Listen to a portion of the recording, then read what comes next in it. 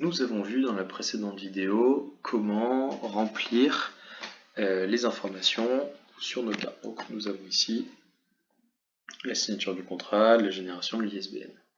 Concrètement, à quoi servent ces informations? La première chose, c'est le calendrier édition qui se trouve ici. Lorsque je clique dessus, j'arrive sur une page de calendrier qui est affiché mois par mois, vous voyez, qui commence au 1er juin et qui va jusqu'au 30 et après bien sûr qui continue. Ce calendrier recense toutes les informations de tous les ouvrages en cours et permet d'avoir une vision précise du travail et de l'avancement de chaque ouvrage. Donc ici sur le mois de juin, le 24, voilà. Donc, on peut voir que tous les ouvrages sont regroupés en un seul agenda. Donc, chaque couleur représente donc l'éditeur, en vert Clotilde, en bleu Raphaël, en rose Alison, et chaque étape est indiquée. Ce qui permet de pouvoir, au fur et à mesure, savoir quelles sont les missions du jour.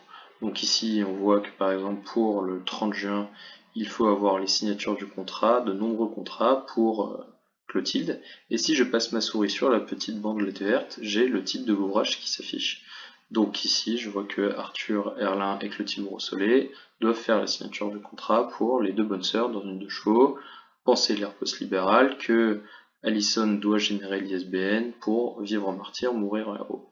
Toutes ces informations vont donc se retrouver ici et vont permettre de pouvoir gérer au mieux tous les besoins et toutes les missions jour après jour.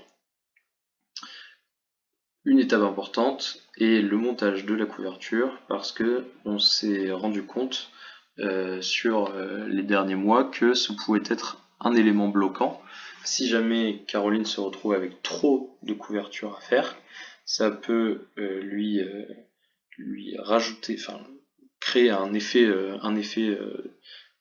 entonnoir et donc bloquer l'avancée des projets, générer du stress. L'idée est donc, grâce à son calendrier, de pouvoir mieux anticiper les besoins et de pouvoir positionner mieux positionner les demandes de chacun. Donc voici pour le calendrier édition. Ensuite, je vous ai parlé du planning annuel. Pour le planning annuel, je vais prendre l'exemple d'un tableau qui est déjà à jour, 365 jours de prière par exemple. Donc on peut voir ici différentes étapes. Travail du texte avec l'auteur qui est en cours, la couverture provisoire pour la réunion commerciale, la mise en maquette intérieure avec le texte final, le montage de la couverture, l'impression, la réception des exemplaires au stock, la stratégie de presse et de communication et la sortie en librairie. Tous ces éléments nous permettent, une fois qu'ils sont bien remplis, de pouvoir les reporter dans le tableau qui se trouve ici, planning annuel. Donc, ce planning annuel, on retrouve les grandes étapes de chaque projet. Donc, dans la première colonne, on a les dates des offices et des réunions commerciales à venir. Et ensuite, pour chaque ouvrage, nous avons les grandes étapes. Donc, le travail du manuscrit, la maquette provisoire, le travail de maquette intérieure et extérieure définitif, l'impression et la sortie. Toutes ces étapes vont nous permettre d'afficher un planning annuel. Donc ici, j'ai l'onglet tableau, je clique dessus et là, je me rends sur la vue chronogramme. Sur la vue chronogramme, au lieu de semaine, je vais me mettre en année et au lieu de me mettre en liste, je vais me mettre en étiquette. Et nous retrouvons toutes les informations ici. Donc sur la première ligne, les dates importantes. Nous pouvons voir la réunion de commerciaux qui a lieu début juillet. Si j'ai besoin de plus d'informations, j'ai juste à cliquer dessus et hop, la date s'affiche, 6 juillet. Ensuite ici nous avons un office, le 13 juillet, etc. Et donc tout cela est marqué en haut.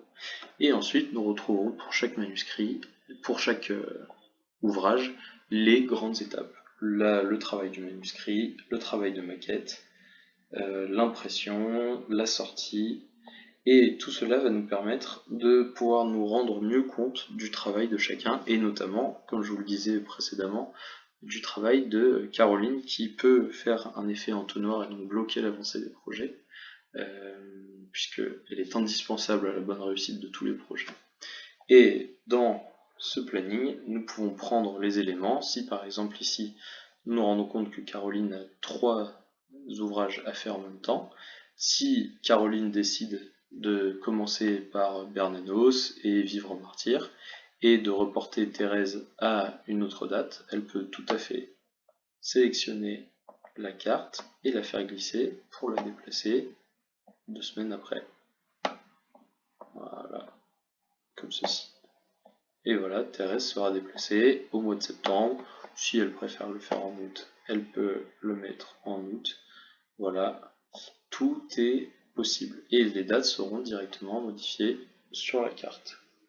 Voici donc pourquoi il est très important de remplir les dates de ces cartes-là avec le plus grand soin.